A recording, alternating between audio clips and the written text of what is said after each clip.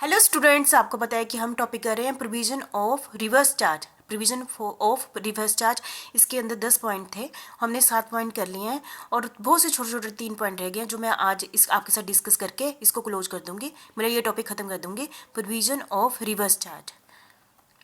तो सबसे पहले 8th पॉइंट आ गया हमें हमारा filing of monthly detail of inward supply by the receiver, section 38। ठीक है, तो इसमें क्या है, inclusion in inward supply. Inclusion in inward supply mean inward supply of taxable goods और सर्विस और both under centre GST, state GST, UT GST. ठीक है, और इंक्लूड, इसमें क्या इंक्लूड करना है, inward supply on reverse charges basis under centre GST, state GST, UT GST. ठीक है, दिस इज मंथली रिटर्न और डिटेल ऑफ इनवर्ट सप्लाई और परचेज।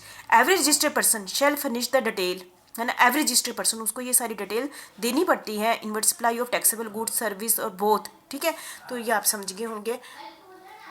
नेक्स्ट है हमारा tax under reverse charge to be paid in cash. जैसे कि GST देते हैं ना हमें रिवर्स चार्ज के अंदर, जो भी जीएसटी देते हैं ना, जीएसटी देना है, tax under reverse charge to be paid, हमेशा कैश में दी जाती है, ओनली इन कैश। ठीक है, ये बड़ी इंपॉर्टेंट बात हमें पता चली कि यदि tax under reverse charge to be paid in cash only, सिर्फ कैश में दी जाती है। कौन से सेक्शन के अंडर, सेक्शन 49(4) सेक्शन 2 सबसेक्शन 82। ठीक है, और दूसरा पॉइंट हमें ये पता चलेगा, it can not be paid by utilising input tax credit. हमने पिछला चैप्टर पूरा कर लिया। इनपुट टैक्स क्रेडिट मतलब कि हम इसको माइनस नहीं करेंगे, यूटिलाइज नहीं करेंगे। इनपुट टैक्स क्रेडिट जो कि लेजर में पड़ी होगी ना हमारे, है ना, इसका यूटिलाइज नहीं करेंगे। रिवर्स चार्जेस को की पेमेंट करते समय, पेमेंट करते समय जीएसटी के, तो उसमें इनपुट टैक्स क्रेडिट को नहीं यूटिलाइज किया जाएगा। ठीक है, ये भी बहुत इंपॉर्टेंट बात पता चली। एक तो हमें पता चलेगी कि रिवर्स चार्ज के केस में हमने कैश में पेमेंट करनी है, दूसरा ये पता चल गया कि इनपुट टैक्स क्रेडिट को हमने यूटिलाइज नहीं करना है। ठीक है, लास्ट हमारा है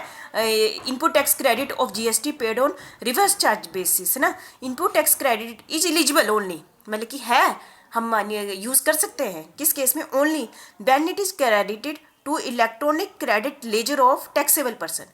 किस कब credited to electronic credit ledger of taxable person. ठीक है, तो इसी के साथ मैं ये टॉपिक कंप्लीट करती हूँ। कौन सा, provision for reverse charge under GST. बहुत ही सिंपल टॉपिक था।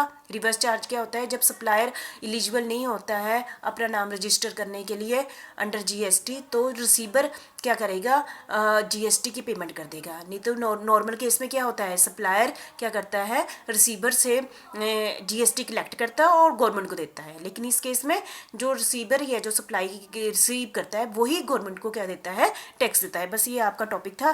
मुझे लगता है कि इतने सारे डिस्कस करने के बाद आपको रिवर्स चार्ज बहुत अच्छे ढंग से क्लियर हो गया होगा, और डिफरेंट प्रोविजन कितने टाइम पीरियड के बीच में टाइम ऑफ सप्लाई को मानना है, तो सारे पॉइंट्स आपको क्लियर होंगे। ये सारी एक ही क्वेश्चन बनता है वैसे तो, जैसे प्रोविजन अलग दे दिया ना, टाइम दे दिया, यदि आप देखा जाए तो ये रिवर्स चार्ज का ही सारा टॉपिक है। ठीक है, आपने इसको डिटेल में अच्छे से कर लेना है। ठीक है, थैंक यू वेरी मच। ये चैप्टर इसी के साथ क्लोज होता है आपका ना।